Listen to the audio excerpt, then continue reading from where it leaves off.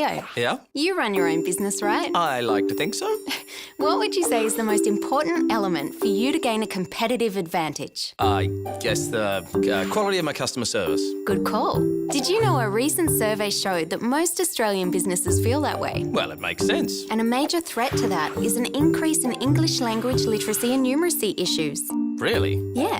Did you know 46% of working-age Australians have difficulty with reading skills and 53% have difficulty with numeracy? So almost half of Australia's workforce can't read? Well, a lot of them can read, but have problems understanding and communicating information. In fact, a lot of them are highly educated.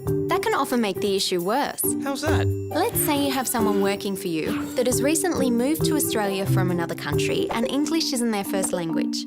They can speak it very well, but they might have difficulties understanding certain things. But they're well educated, highly educated in a lot of these cases, and admitting the issue is just too embarrassing. So they don't seek out help. There have been cases in the healthcare industry where a simple lack of understanding, say the difference between milligrams and millilitres, has resulted in a fatal dosage being administered. That's pretty bad. It sure is. And it's not an issue that's restricted to people from non-English speaking backgrounds. Many people with language literacy and numeracy issues are born and educated in Australia, but they have simply missed out on developing these skills because of a whole range of reasons. But my business doesn't deal in life or death scenarios. Well, look at it this way. The more insecure your staff feel, the lower your productivity and the higher your staff turnover. One company found that after tailoring a language literacy and numeracy program for their staff, they had a 40% decrease in staff turnover and an almost $150,000 increase in savings. More importantly, the staff were happy and motivated. And provided better customer service? Exactly. Another trial used the Australian Core Skills Framework to assess the impact of language literacy and numeracy training on various participants. This trial showed a 38% increase in communication core skills and a 64% increase in learning core skills. Imagine how much more efficiently and effectively staff with improved learning and communication skills could pass information on to other staff members. That would substantially decrease your on-the-job training times and increase your potential talent pool. It would also help create a safe work environment. And I think that with the new expectations that are coming upon disability service providers, we will need to be showing that we have best practice in a whole range of things, and including the way we educate staff, the way we support staff, and the way we give people skills so that they can do the job that we say we're going to do. Brendan has been working as a disability support worker for about 12 years. But he only started working in the loading bay a few weeks ago.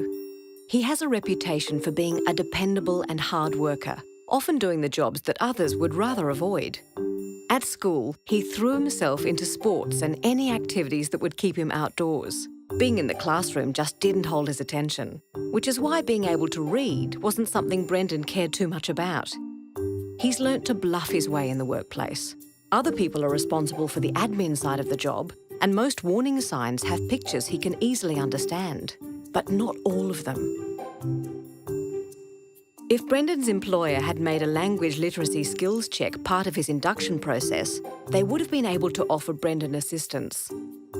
That way, he could have read the sign. His employer, being aware of these issues, might be prompted to erect signs that are more accessible and easy to understand for everyone. Furthermore, educating the workers, like Brendan, helps make them educators for other staff, creating a much safer and confident workplace. I like to use the analogy that probably 30 years ago, workplace health and safety was not something that workplaces took as seriously as they do today. And whereas today it's part of every workplace, and a very important part of that, I think also, that language literacy and numeracy, and perhaps by a different name, perhaps communication, to look at the broadness of it, needs to be part of every workplace.